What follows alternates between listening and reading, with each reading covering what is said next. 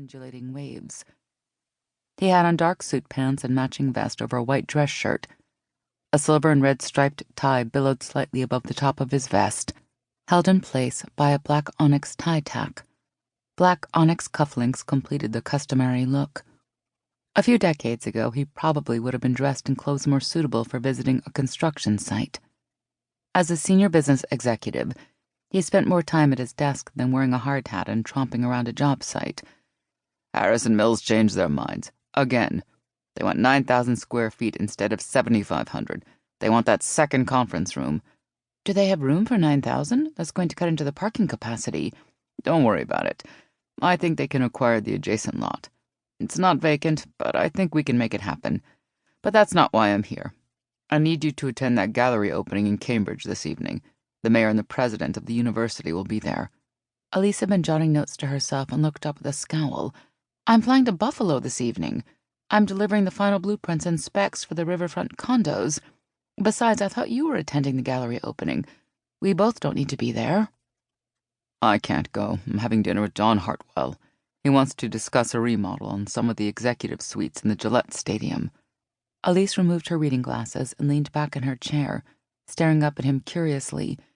New England Patriots? Don't start, Elise. I don't want to hear it. What did I say? She shrugged, then offered a smug grin. Money's money, and this reno is money. Anyway, I need you in Cambridge. They'll expect at least one of us to be there. You'll have time for an appearance and still make your flight to Buffalo. It's at 10:30, right? 7:30. Have Lorraine reschedule you. United has a 10:30 out of Logan. The gallery opening is from 7 to 10. You'll have plenty of time for both. He dispatched his orders without regard to any problems his last-minute changes might entail. Ignoring the exasperated look on Elise's face, he pulled the door shut behind him. It wasn't the first time he'd turned her plans upside down. She had just reached for her phone when there was another knock on her office door, and her secretary peeked in. I understand changes are in the works, Lorraine said with a smile. A round-faced woman with dark brown hair neatly restrained by a paisley scarf at the back of her neck. She was a few pounds overweight, at least she thought so, and complained about it frequently. She had been with Grayson Construction for 20 years and was good at her job. She had an amiable smile and pleasant telephone voice, and was exceedingly professional. She didn't have to work. Her husband was a retired military officer with a handsome pension, but she had been Elise's secretary for 6 years and seemed to enjoy the challenge. Like a mother hen, she kept the details of Elise's business calendar running with military efficiency.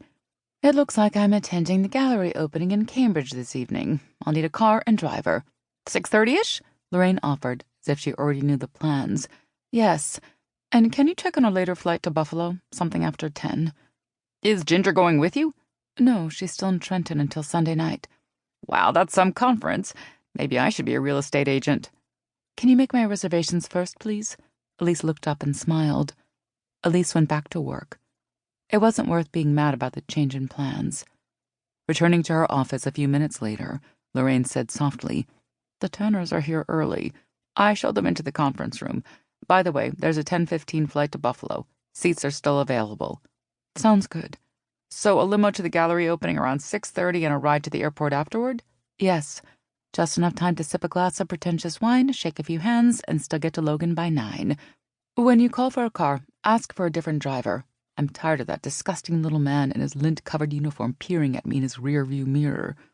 He spends the entire trip trying to see either up my skirt or down my blouse. I did some checking. You weren't the only client with concerns about that company. So if it's all right with you, we're using a different service. Bay State Executive Car Service comes highly recommended. They've been in business since 1982 with a 5-star rating. And just so you know, your driver will be a woman. She's fairly new, but she has an impeccable driving record, and she's fully licensed and vetted. A woman limousine driver? That's different. Maybe she won't have wandering eyes. Elise envisioned a matronly-looking woman with deep wrinkles and chubby fingers gripping the steering wheel as she whizzed along at a breakneck 20 miles an hour. She collected a stack of papers and a rolled set of blueprints and headed out the door, her high heels clicking a determined pace down the hall. Would you like for me to bring coffee to the conference room? Lorraine offered as she followed. Yes, please. Elise opened the door to the conference room and stepped inside, a welcoming smile on her face.